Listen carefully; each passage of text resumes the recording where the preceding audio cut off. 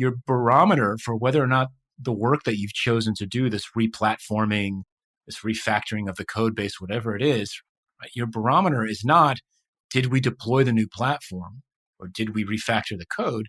It's, are people more productive? Are they more responsive? Can they react more efficiently to what's happening in the marketplace? And we know that they are or they aren't based on these behaviors. That's the fundamental difference here is the measure of success becomes the behavior change in people, externally facing or internally facing. Creating great products isn't just about product managers and their day-to-day interactions with developers. It's about how an organization supports products as a whole, the systems, the processes, and cultures in place that help companies deliver value to their customers. With the help of some boundary-pushing guests and inspiration from your most pressing product questions, we'll dive into this system from every angle and help you think like a great product leader. This is the Product Thinking Podcast. Here's your host, Melissa Perri. Hello and welcome to the Product Thinking Podcast. Today, I'm joined by a very special guest, Jeff Gothelf. Welcome, Jeff. Hey, Melissa. It's good to be here. Always fun to chat. Yeah, it's great to see you again. How is Barcelona treating you? It's great. When we were in lockdown, it was a good place to be locked down. At least I could see the Mediterranean from my house. And now that things are open again, it's fantastic. I've been here almost 5 years and still have that feeling every now and again where you're walking down a street or a block or riding my bike or whatever, like, oh, wow, I live here. Like, it's super cool. I'm happy. We're happy. It's good. That's awesome. Yeah, and I'm sure the weather doesn't hurt either. It doesn't. No, not at all. That's awesome. If you don't know Jeff Gothelf, Jeff is a experienced consultant in the Agile and Lean UX world. He's been working with product managers and UX leadership and executives and CEOs all over the world to learn these techniques about how to make modern software companies. So Jeff, can you tell us a little bit about what you've been up to recently and what type of work you've been doing? Yeah. One of the things I'm really proud of over the last year or 2 years is Josh Sodden and I got to write and launch the 3rd edition of Lean UX. Now, I think it's fun and I'm proud of it, A, because it's the best version of the book yet. You get a chance to iterate a book. It's rare, particularly one you didn't self-publish. But the fact that this is still a part of the conversation is exciting and interesting to me. You know, it's been a decade of that book being out on the market at this point. And the fact that there's still so much demand for newer versions of it, I'm super proud of that. Lately, in the last couple of years, too, I've shifted a lot of my focus to objectives and key results, the goal-setting framework that's sweeping the nation, taking the world by storm. And so that's been really fun and interesting and to have some kind of new and different conversations. And it's really interesting, too, and we'll get into it, I think, a little bit later as well, as to who I'm having these conversations with. You mentioned in the intro that I do a lot of work with product managers and UX designers and the leadership of those groups, and I have done that a lot in the past. The OKR conversation starts at a different place in the organization. It ends up with product and UX and tech and all those folks, but it always starts in a different place in the organization. So I'm doing a lot of that as well. And the best part of the last couple of years is I've transitioned my entire business online. And so I work from my home office. I don't travel for work anymore. And that's been personally and professionally transformational. It's a whole different way of living and doing work. And they've been really good business years. That's the best part of it, is that the business hasn't suffered and my personal life has benefited tremendously from this. So that's what I've been up to.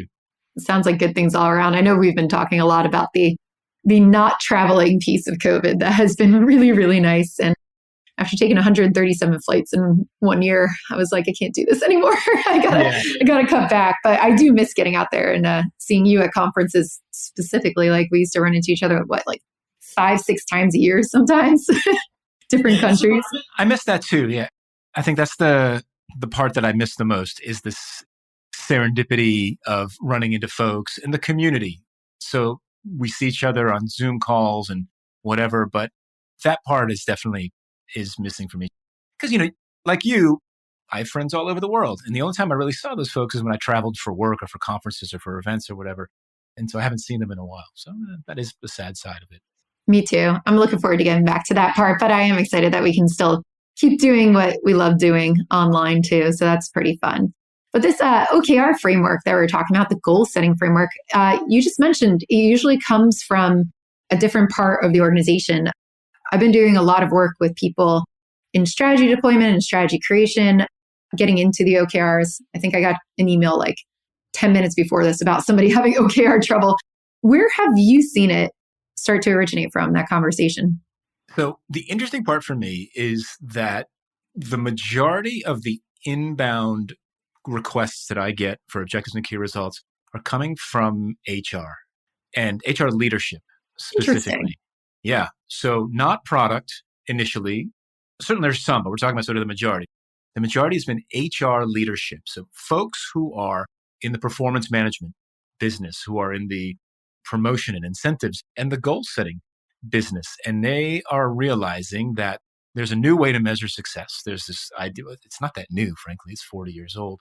And so there is a tremendous amount of interest from HR, particularly the performance and retention and promotion side of that discipline, that is really interested in this and wants to learn it and then wants to figure out how to deploy it across the entire organization. Because it's weird, I think, to deploy it to only a few departments or a few teams or a few folks in the organization. And so that's been the genesis of a lot of these conversations for me.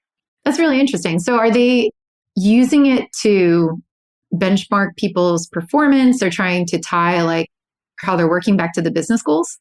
Yeah, that's exactly right. They're trying to see if this is sort of the new 360 review, if this is the new, should I incentivize people to hit their OKRs? Should I promote people for hitting their OKRs? Should we celebrate because of OKRs? And what do we measure? Is it just, hey, did you hit the KR? Or is there more to it? That's the beginning of the conversation. And it's really interesting. And it actually pleases me because every single agile transformation that I've seen, that I've been a part of, especially big ones, and you and I have worked in some of the same companies as consultants over the last few years, the last thing they do is performance management.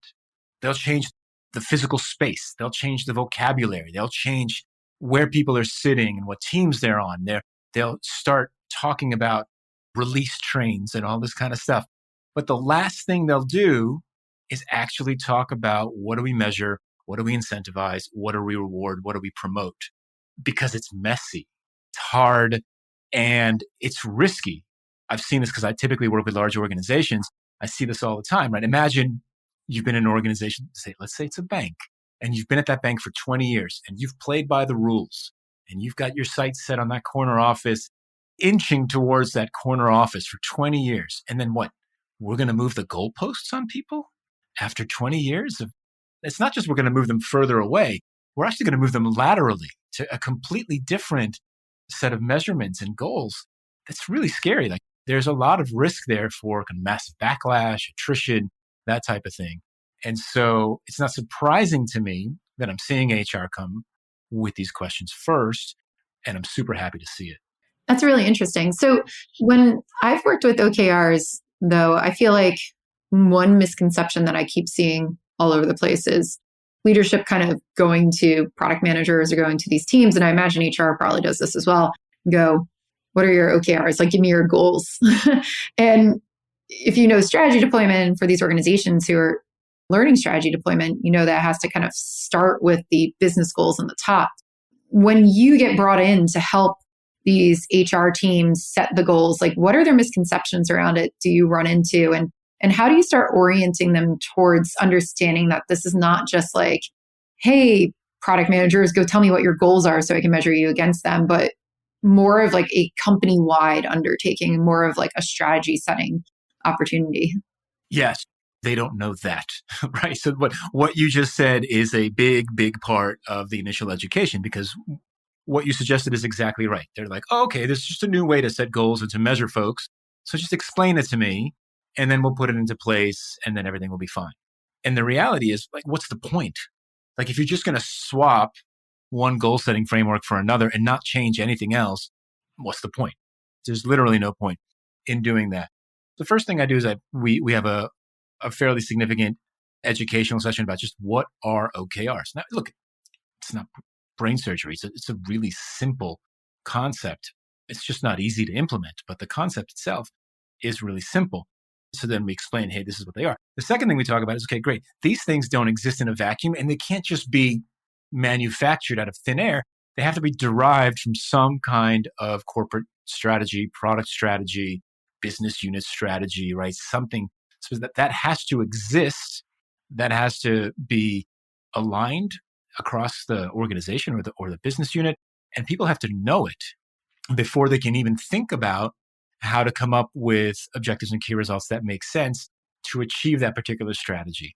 And so there's a massive conversation to be had ahead of this that most organizations either dismiss or limit to a select few high-ranking individuals and then sort of assume that everybody else knows. Yeah. So if you were to describe what is an objective and key result, like what's an OKR for your definition? Let's pretend whoever's listening to this doesn't really know what it is. Like, what's your definition for this? Yeah, super simple. So objectives are the qualitative goals that we would like to achieve. So to be clear, they're qualitative, I'll say it again. They're qualitative. They are aspirational, inspirational. The value of doing this should be clear. So how does this contribute to the strategic goals of the organization?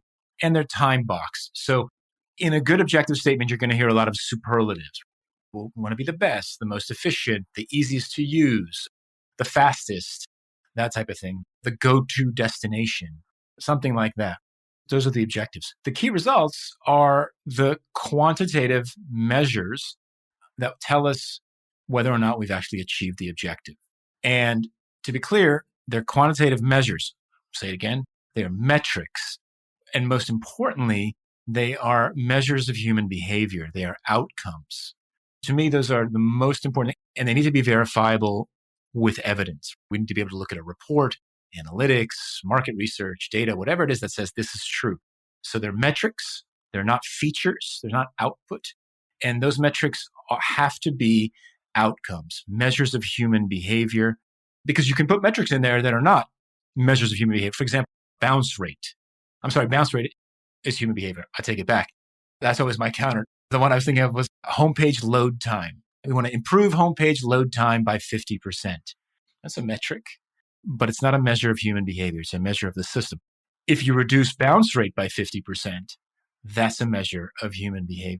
And the humans whose behavior we want to measure are the humans who consume the thing that we're making or the things that we are making. So if you make a consumer-facing product, then those consumers are the people whose behavior you want to change. If you make an internally facing product that other teams use, then those are the people whose behavior you want to change.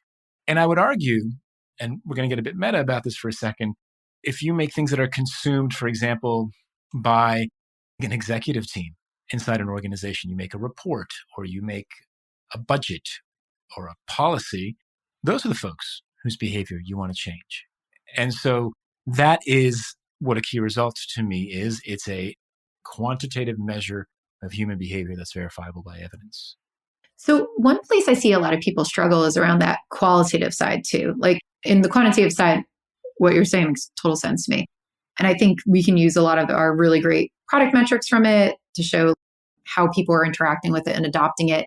But where I see people struggle is that qualitative statement because they go, well, let's be the best checkout flow. What does that mean? Right? Like, what does the best mean? So how do you help people who want to put all those superlatives in there and like shove it with that stuff and make it kind of fluffy? What makes a great objective statement when it comes to the qualitative side? Yeah, so specificity, I think, is key. It's one of the things, if you've ever taken a class from me, you've heard that word from me, because inevitably, as folks kind of go through the process that I teach, they start off really big and they do stuff like you just said, like the best checkout process in the world. You're like, really? You want to be the best checkout process in the world? Let's be specific. What's happening right now? How can you make that more specific? So is it things like, hey, we want to be the easiest to use grocery delivery service in Spain, for example, something along those lines. So the more specific that you can be, and again, it really depends. We can talk about setting levels, right?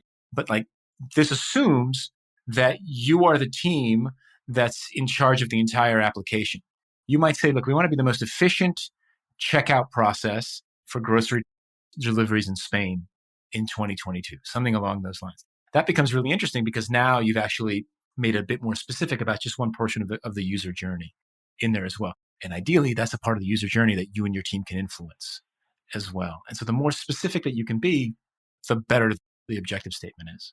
Yeah, I like that a lot. The specificity that really, I think, drives home what you're getting at. And you just mentioned the levels too, which is something I think that's really important about OKRs that a lot of people don't anticipate. I've seen a lot of teams have like every single person as their own OKR. Sometimes that happens.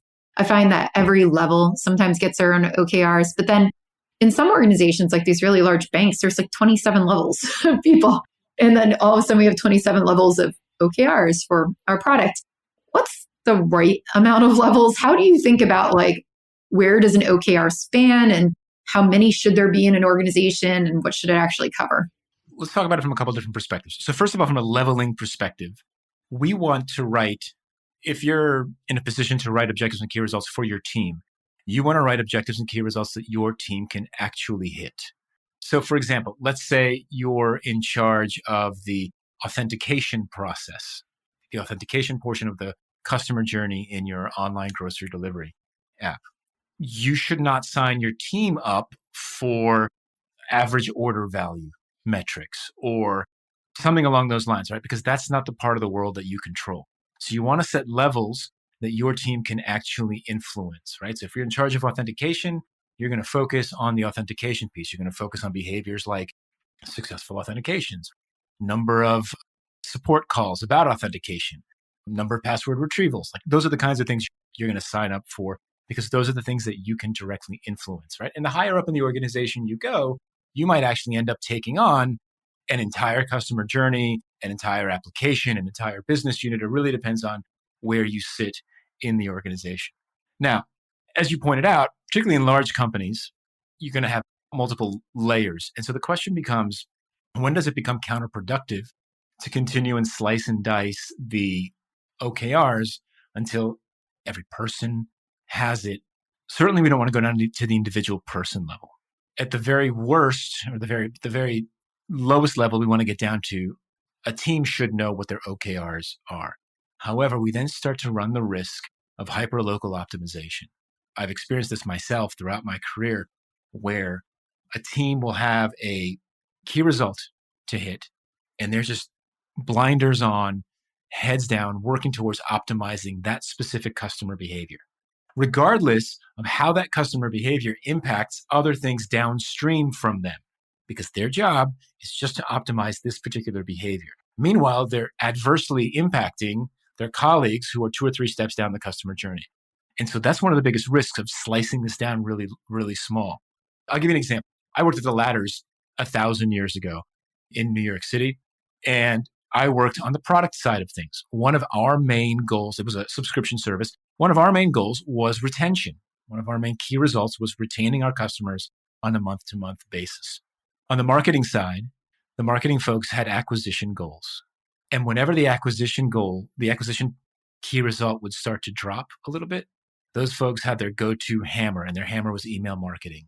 And they would crank it up, and they would start sending hundreds and thousands of emails every week to get folks into the system and reminding them to use the system. It would murder retention. It would drive acquisition up, but they'd send it to existing customers as well. And so our retention numbers would be awful, but their acquisition numbers were great. So they're filling the top of the funnel and we're bleeding out the other end. But they didn't care because they were solely measured on that acquisition metric.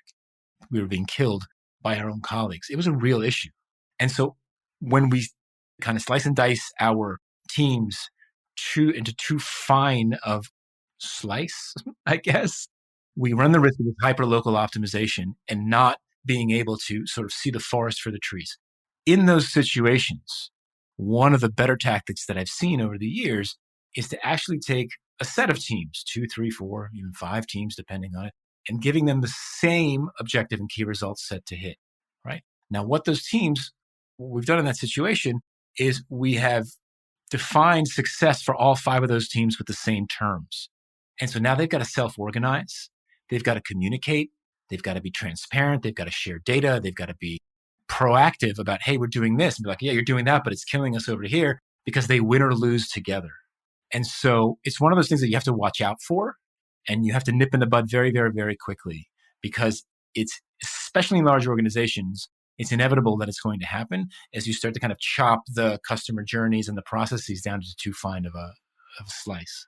I had the same exact experience, Open Sky too, where our marketing team kept giving credits to people for their first purchase, and retention just like hit the ground. So definitely seen that happen before. And I like your idea of giving a couple teams the same type of metrics and key results. How do you kind of scope that, where everybody's kind of working towards the same ones? Like, how do you know, let me give a couple of these teams the same one rather than do it individually? Like, what types of problems in the organizations would drive you to do that? So again, I think this hyperlocal optimization that negatively impacts other teams is a clear sign that we've sliced too thin. I think that's the first thing. Again, as you know, there's no one size fits all answer to this kind of stuff, but I think there's some common sense to be taken. Like, should we really divide the sign-in process into signing in for one team, password retrieval for another team, customer support for a third? Like, in other words, there's some common sense that has to be taken into account in these situations that says, look, this is the atomic unit of the customer journey, and we are not going to break it down any further. I don't know what the rule of thumb here is, but I think there's some common sense that comes into that. Yeah, it sounds almost like breaking it down into like a job to be done level, or some kind of bound by a feature level, instead of getting into the absolute component parts of it, which makes sense because it's really that feature and that piece driving the metric forward, right? It's not like the individual component of the API that does login that's going to make login successful. It's like the whole login piece usually has to contribute towards that. So that makes a lot of sense to me. Did you know I have a course for product managers that you could take? It's called Product Institute. Over the past 7 years, I've been working with individuals, teams, and companies to upskill their product chops through my fully online school. We have an ever-growing list of courses to help you work through your current product dilemma. Visit productinstitute.com and learn to think like a great product manager. Use code THINKING to save $200 at checkout on our premier course, Product Management Foundations. With the OKRs too, like we've been talking a lot about the team level OKRs, but as we started talking about at the beginning, a lot of this comes from the executives and from figuring out like your business strategy and what's going on that way. What makes a good high level OKR at the executive level? And what's kind of the scope that we should be thinking about if we're an executive versus a product leader, to make sure that when we get down to the team level, it's not so pigeonholed where they can't actually make any experiments for themselves, or they can't really figure out what solution they should be building? So as a rule of thumb, and I know this contradicts measure what matters, we don't put output in our key results. I want to talk about that for just a second, and then I'll answer your actual question. The reason why we don't put outputs in key results is because the moment that you put an output in your key result, you're back to fixed time, fixed scope initiatives. You're saying, hey, we want to be the most efficient checkout process in online grocery ordering in Spain. Terrific. And then the key result is we'll implement one-click ordering by Thursday, right? There's no room for experimentation. There's no room for diversion. You've assumed that this is going to work. You've assumed that this is what your customers want. You've assumed a certain way of developing it. You're going to ship it by a certain date, and you're going to move on to something else, right? At which point, we've added no value by switching your goal setting framework to OKRs. It's completely moot at this point. You're just saying, look, it's the same thing as waterfall development. We're going to build this. We're going to get it done by this date. You did it. Yes. You didn't do it. Sorry. Right? That type of thing. So that's really important to remember that. If you're starting to find output in your key results, it breaks the process. Now, coming back to your other question. So what makes for a good executive level OKR statement? The terms that we use, that I use when I teach this stuff, is impact and outcome metrics. So impact metrics are the high level measures of the health of the business. You'll see them sometimes in KPIs. You'll see them on executive dashboards: sales, profit, revenue, retention, customer satisfaction, that type of thing. Those are the kinds of things. I would expect to see those kinds of metrics in an executive key objective and key result statements. For example, let's say there's a strategic objective to expand into North America. You're a big player in Europe and you want to expand into North America. So our objective is to become a significant player in our space in North America by the end of the year, right? That's our objective. And so the key results I would expect to see for that would be things like 10% market share by the end of the year, at least 15 million in revenue, stuff like that. Like that's the kind of stuff that I would expect to see at the executive level when it comes to a key result. Now you might argue, Jeff, that those aren't human behaviors. I would say kind of feels like very high aggregate measures of human behavior. But those are the kinds of key results that I would expect to see at the executive level. The next conversation then is about outcomes, right? So if those are your impact metrics as key results for the executives, the outcome metrics become the things that the teams need to achieve. So what are the leading indicators of market share? What are the leading indicators of revenue, right? What are the leading indicators of adoption in this new North American marketplace? And so those are the kinds of conversations that we want to have. And generally speaking, those are the behaviors that our users do in the product or in the system. And the exercise that I run with most teams and most executives is a literal visualization of that relationship. We put the impact metrics at the top of a board or whatever. And then we start to say, okay, great. What are the leading indicators of all of these things? And we start to map out a tree of leading and lagging indicators. And then we look at this board that's filled with Post-it notes. It's going to be dozens of things. And we say, great. Now, strategically, what do we care about for the next 6 months? And then we try to carve out a slice of that. And it's those slices that the teams can start to work towards. So the slice of outcomes, the teams can start to work towards. Teams can step up and say, we're going to own this outcome, right? And we know that it's important because it's a leading indicator of the strategic objective. And so the relationship here is between outcomes map as leading indicators to impact metrics. And what ends up happening with this exercise in reality is that it ends up becoming sort of a top to bottom customer journey map. You kind of work your way towards the bottom, and it basically starts with like, our users do this, and then they do this, and then they do this, and then we make money. And so I think when you get to those first few steps in the customer journey, you've hit the bottom of this particular process. And you can still use those outcomes as potential key results, but we're still not into feature land or outputs at that point. I like that explanation. I love the customer journey thought about it too. Now, this is something I get asked a lot. I'm curious what your take is on it because I find it a little hard to explain. I think it's one thing to actually like write these things out and do it. And then it's another thing to try to explain why it works.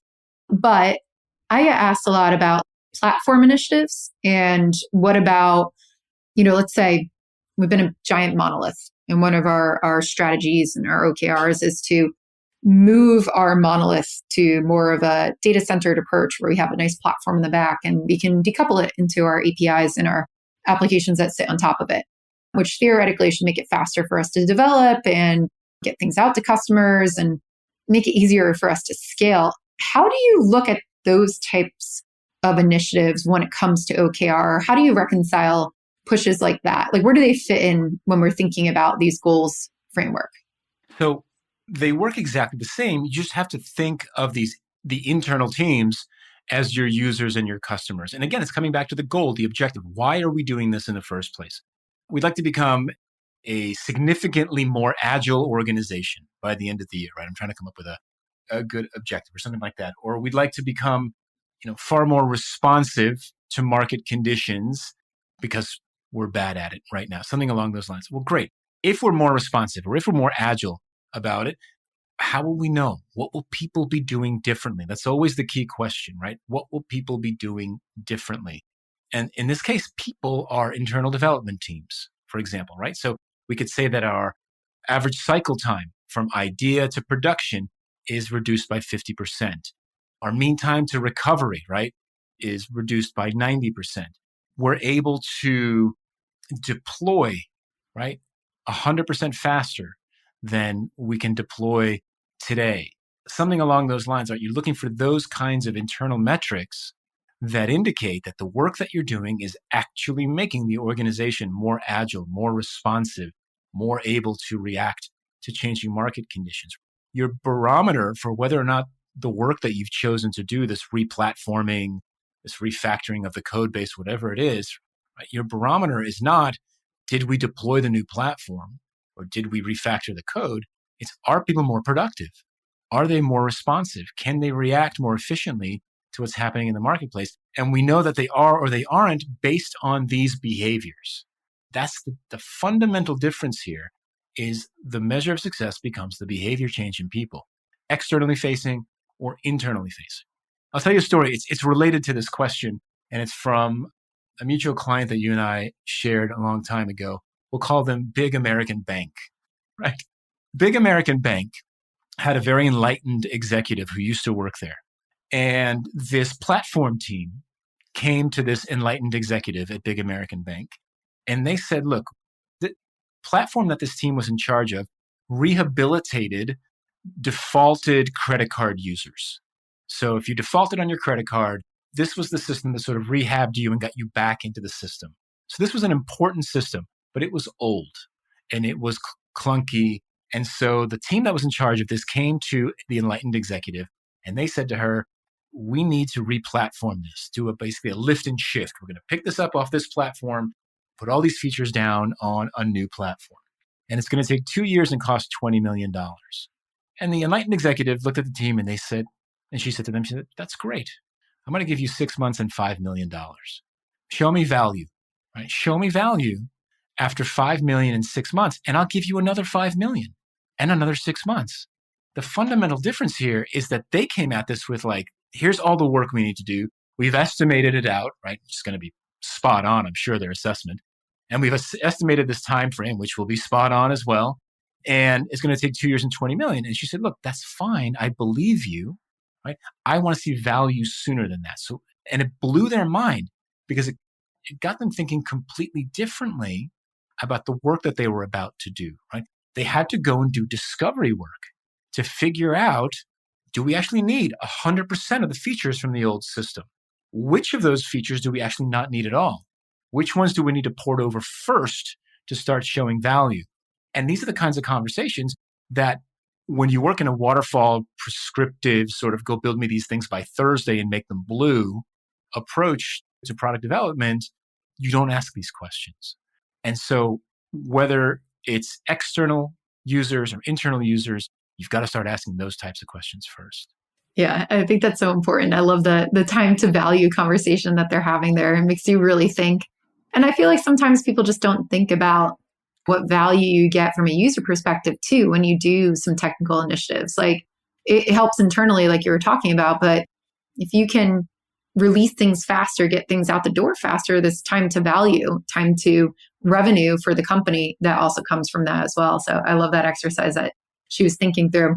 But also it's making me think too, what you're talking about, it really sets you up nicely for a lot of the stuff that you teach in Lean UX, which is start from the goal and then work yourself backwards into figuring out what customers want. So how does this whole process fit in with those types of principles? Here's the self-serving part of OKRs for me. So let's say a team gets really good, a company gets really good at writing well-written, strategically meaningful, impactful, objective, and key results statements, right? They've done a great job. They really picked the right metrics. This is going to make all the difference. What we've removed from that conversation is features. Typically, teams get told what to build, or they make a roadmap and say, here's what we're going to build, and they get that approved. In the OKR conversation, that part doesn't exist because we leave output completely out of it. And so a lot of teams are like, okay, great, I got OKRs. Now what? What do you want me to build?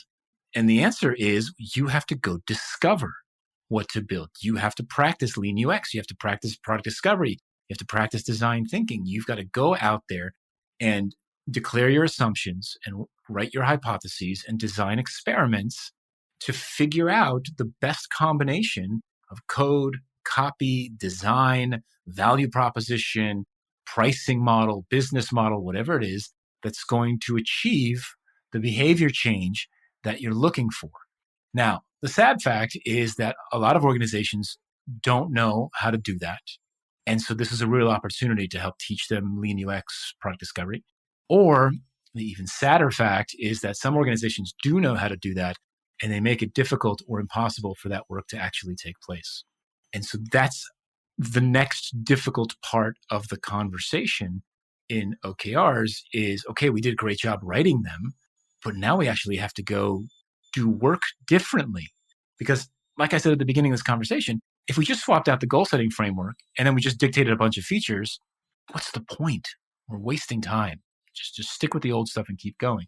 Right? So this forces a conversation around discovery, research, Lean UX that most organizations haven't had yet. Yeah, one of the things that always gets me too when we talk about like strategy deployment, especially the OKR framework, is people walk into this with this notion that, oh, we're just going to get in a room in November and just everybody's going to write their OKRs for the next year, right? Instead of like, no, when we talk about deployment, literally you have to deploy it in order to create it, right? It's not OKR writing, it's OKR start from the top, go out, do the research to figure out the next level, go out, do the research to figure out the next level. And there's so much experimentation and research and data gathering that happens at each point of when you have to set an OKR that cascades all the way down to the teams and then comes back and refines it all the way back up the organization to make sure it's all aligned across the board. And that it's like a consistent process. It's not a thing that we do in November. To me, like one of the biggest misconceptions about OKRs is it's not just like a way that we measure success, but it's a way that we should work, right? We should be constantly reevaluating where are we in relation to our OKRs, doing the work to get there, and then saying, hey, did we reach it? If so, what's the next one we're going to set? Instead of waiting for this one weird point of time that happens to be November usually and saying, right, hey, let's do it again. Like, let's just write those things once a year. So what types of like cadences do you work with teams? How do you kind of get them into the mentality of this is a continuous thing? This is not just ta-da, like we've got our things for 2022. Let's go. Spot on, right? So OKRs, as much as they're a gateway drug to Lean UX, they're a great gateway drug to organizational agility as well. Because to your point, right, we set a goal, and that goal is behavior change. And we say, okay, great. So our goal for the next quarter is to increase average order value for our high value customers by 20%. Okay, great. And we work on it for 12 weeks, for a quarter, and we did it. Cool. What do you want to do next, right? I got 3 more quarters this year, right? Or maybe the team comes back and says, look, we are pounding our heads against the wall here. I think we can squeeze 8%, maybe 9% average order value increase, but realistically, we're maxing out these folks, right? We're never going to hit 20%. Cool. You've got evidence to prove that. What do you want to do for the next 3 quarters? That type of thing. And so it really provides an evidence-based, objective conversation about how to focus and prioritize the team's work. Now, what cadence? To me, start quarterly. And why quarterly? Simply because it's less than a year. Like you said, we've got this season in November typically where everybody sets everything up, they hang around for a year, and then we come back and revisit it in a year. But maybe we hit the goals already ahead of the year. Maybe we'll never hit the goals. And so quarterly check-ins allow us to reflect on whether or not it still makes sense to go towards these goals that we've set for ourselves. If it does, terrific.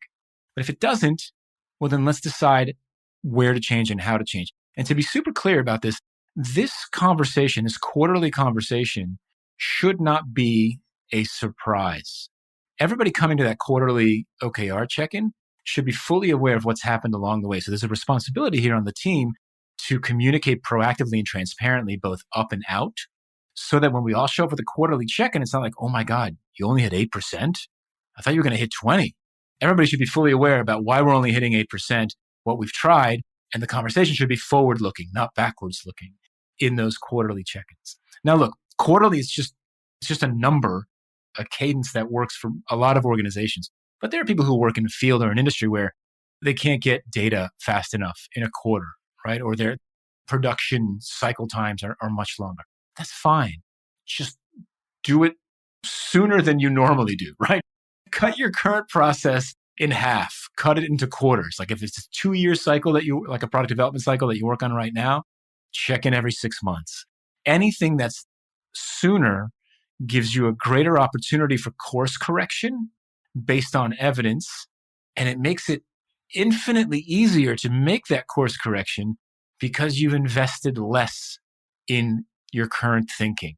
If you spend a year on something, you're going to hate having to change course. You're not going to change course. No one's going to change course. Everyone's just going to die on that hill because we burned a year's worth of budget on it. But if you spent 3 months on it and you find out that it's the bad idea, it's just not going to work, cool, we got 9 more months. So there's a phenomenal benefit here to shorter cycles, not just in your product development, obviously, but in your OKR cycle as well. Yeah, I find like so many people look at what we talk about with lean UX and experimentation. They're like, well, I work for like this giant aerospace company. I can't possibly experiment in a month. And it's like, you don't have to. If it took you 5 years to do something before, maybe get some information in 1 year instead, right? Like that's still better than 5 years. That's 5 times faster. And then you can actually do something with that. I just think that mentality is like so important to understand. It's not about doing something in a week. It's about doing things in less time, like you were talking about, than what it normally takes.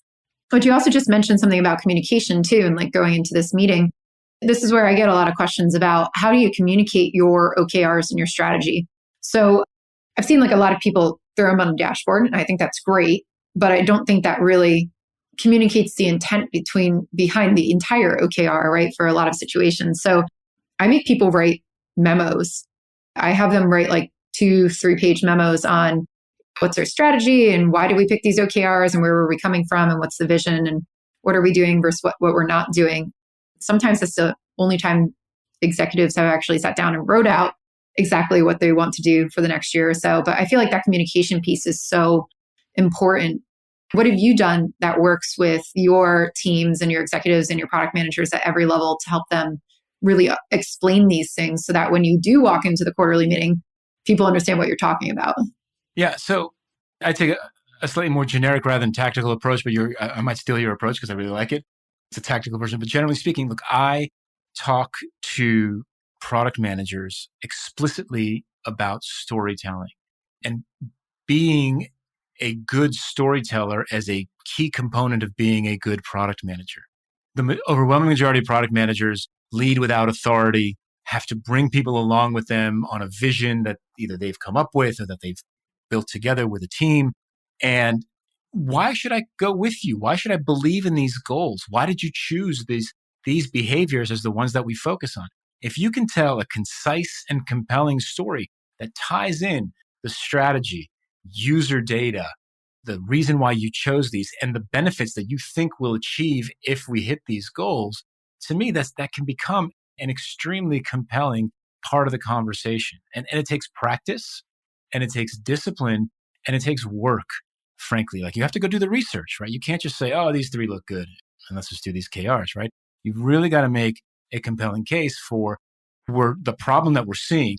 So in Lean UX, we always start with the problem statement, right? What's the problem statement that we're trying to solve? That's a great way to start the conversation. What we've observed over the last 6 months is that people sign up for the service, they place one order for grocery deliveries, and then we never see them again. That's a problem for us because our cost per acquisition is $15 per user, right? And if they don't buy at least $15 worth of stuff on their first order, we're losing money on every one of these folks. And this is 75% of our user base.